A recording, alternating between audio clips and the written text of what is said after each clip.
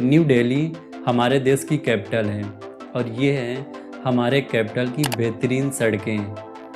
हवा तो ओबियसली आपको यहाँ पर सबसे साफ मिलेगी।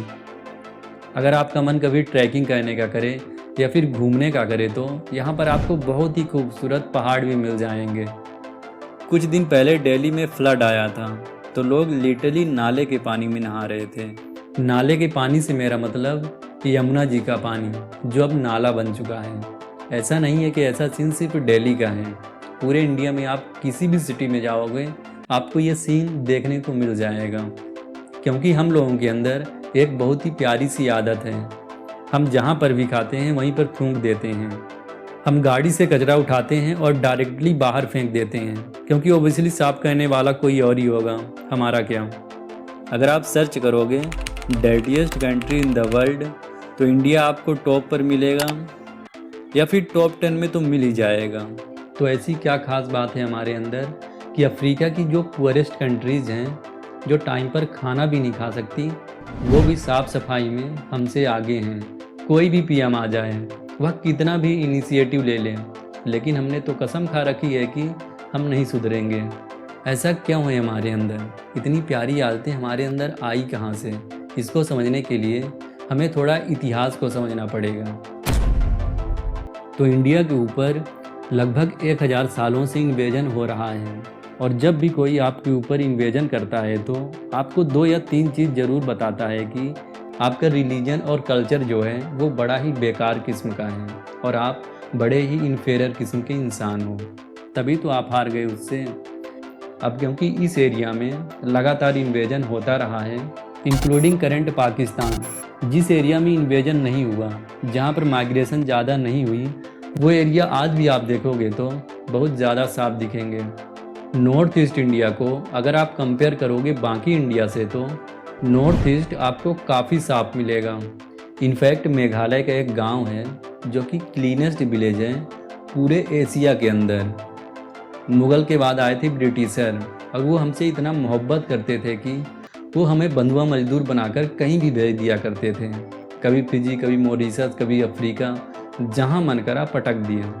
ब्रिटिशर जब आए तो उन्होंने कम्प्लीटली हमारा स्कूलिंग सिस्टम चेंज कर दिया, हमारा पहनावा चेंज कर दिया। उन्होंने हमें बोला कि वेस्टर्न वैल्यू को एक्सेप्ट कर लो और तुम लोग पता नहीं क्या पहनकर घूमते रहते हो। 1943 में जब बंगाल में फैमिन आया था तब विस्टन चार्ली साहब ने दोबारा हमारे लिए मोहब्बत का इजहार करते हुए बोला था कि Indians are beastly people with beastly religion, the famine was their own fault for breeding like rabbits.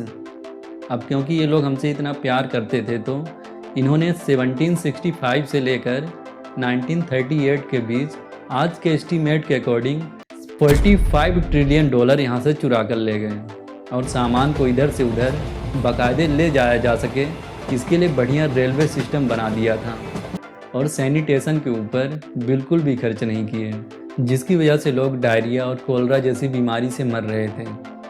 1947 में जो हमें देश मिला था वो बिल्कुल बिखरा हुआ था, चारों ओर लड़ाइयाँ हो रही थी, भूखमरी थी और एजुकेशन सिर्फ 12% था। तो ऐसी सिचुएशन में कोई भी हाइजीन के बारे में नहीं सोचता था क्योंकि ब्रिटिशर ने हमें कोई वेस्ट मैनेजमेंट सिस्टम बना के नहीं दिया। तो हमने सोचा कि हम ही क्यों बनाएं, हम ही क्यों मेहनत करें, और हमने भी नहीं बनाया, जिसकी वजह से आज हमारे सारे शहर इतने सुंदर दिखते हैं और नदियाँ जिनको हम पूजते हैं आज नालों में तब्दील हो चुकी हैं। यमुना नदी दुनिया की डर्टीएस्ट रिवर में से एक है। लोगों ने इसको इतना गंदा कर दिया है कि आज झाग इसके ऊपर तैरता है। सीवर का पानी डायरेक्टली यमुना में बहाया जा रहा है विदाउट एनी ट्रीटमेंट। कई लोग इसी गंदे पानी में खड़े होकर पूजा करते हैं, उसी में नहाते हैं और फिर पूजा का सामान उसी में बहा देते हैं, यानी उसको और गंदा कर देते हैं। गंगा जी का भी लगभग सेम हाल है। कुछ बुद्धिजीवी ऐसा बोलते हैं कि गंगा जी खुद ब खुद अपने आप को साफ कर लेती हैं, उन्हें साफ करने की ज़रूरत नहीं है। The river Ganga can heal itself. Of course, 100% true. Ganga will solve its own pollution problem. अब ऐसा बिल्कुल नहीं है कि गवर्नमेंट ने साफ सफाई को लेकर कोई इनिशिएटिव नहीं लिया, बल्कि पहला इनिशिएटिव तो कांग्रेस ने ही लिया था, निर्मल भारत अभियान। बट ये कितना सक्सेसफुल रहा ये मुझे बताने की ज़रूरत नहीं है। कांग्रेस के बाद आती है बीजेपी, जिन्होंने कैंपेन लॉन्च किया स्वच्छ भारत अभियान। फ़र्क बस इतना था कि इन्होंने मार्केटिंग बहुत अच्छे तरीके से करी और सबको पता चल गया। आपने मोदी जी को अंकित बयानपुरिया के साथ ये वीडियो कहीं ना कहीं ज़रूर देखा होगा। राम राम साराय ने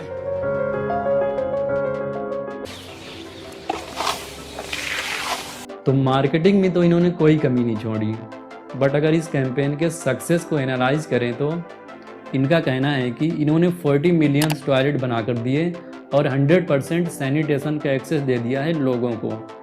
ये पेपर पर तो भले थोड़ा सच लगे, लेकिन अगर आपको सच्चाई देखनी है तो कोई भी ट्रेन पकड़ो और गांव की साइड को निकलो और हज़ारों लोग आज भी आपको ट्रेन की पटरी पर बैठे दिख जाते हैं। जो टॉयलेट्स इन्होंने बनवाए हैं उनमें से तो कई काम ही नहीं करते, कई बिल्कुल क्लॉग्ड रहते हैं, और जो पब्लिक टॉयलेट बनवाए हैं उनका भी सेम हाल है, उनमें से तो आधे काम ही नहीं करते। अब लैक ऑफ सैनिटेशन से कई तरीक़ों की बीमारियां होती हैं लोगों के अंदर। एक रिपोर्ट के अकॉर्डिंग इंडिया के बच्चों की हाइट अफ्रीका के कई नेशन जो इंडिया से भी गरीब हैं उनसे भी छोटी है। अब होता ऐसा इसलिए है क्योंकि प्रॉपर तरीके से सैनिटेशन ना होने की वजह से बच्चों की बॉडी में कई तरीक़ों की बीमारियां हो जाती हैं, तो ढंग से न्यूट्रिशन को एब्जॉर्ब नहीं कर पाते, जिससे उनकी हाइट नहीं बढ़ती। 36% बच्चों को इंडिया में स्टैंडर्ड ग्रोथ की प्रॉब्लम है।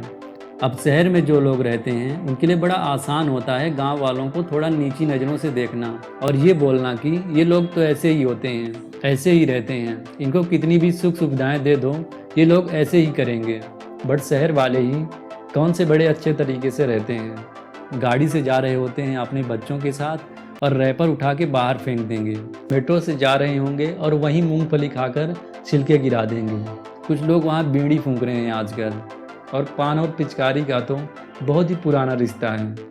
तो ये बात गांव या शहर की नहीं है, पब्लिक हाइजीन को लेकर हमारी नॉलेज वैसे ही जीरो है। पर फिर भी ये सब देखने के बाद भी हम ये नहीं बोल सकते कि हम लोग कभी चेंज नहीं हो सकते। इंदौर को कई सालों से क्लीनेस्ट सिटी ऑफ इंडिया का अवार्ड मिल रहा है, लेकिन कुछ टाइम पहले इसका भी हाल बाकी शहरों की तरह ही था। तो फिर ये चेंज आया कैसे? मध्य प्रदेश की गवर्नमेंट ने जब ये इनिशिएटिव शुरू किया था तो सिर्फ 6 महीने के अंदर 20 से 30 टन डस्ट साफ कर दी थी सड़कों से। जो कचरा लेने आने वाली गाड़ी होती है उसमें वेट वेस्ट अलग जाता है और ड्राई वेस्ट अलग जाता है। इससे वेस्ट को रिसाइकिल करना आसान हो जाता है, तो उसकी वैल्यू भी बढ़ जाती है।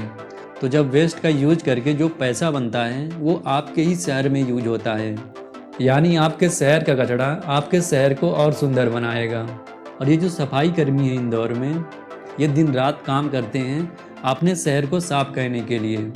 और जब लोग देखते हैं कि हाँ गवर्नमेंट एक्चुअली हमारे शहर को साफ रखना चाहती है तो वो भी उनका साथ देते हैं, क्योंकि ये चीज़ टॉप डाउन अप्रोच है, यानी गवर्नमेंट को पहले विल दिखानी होगी, इसके बाद लोग फॉलो करेंगे।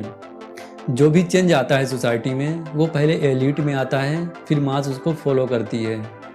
तो ऐसा नहीं है कि सिचुएशन कभी चेंज नहीं होगी, हाँ बट थोड़ा सा टाइम ज़रूर लग सकता है। लेकिन अगर गवर्नमेंट का बिल हो और लोग साथ दें तो हम शायद बेटर और क्लीन इंडिया देख सकते हैं।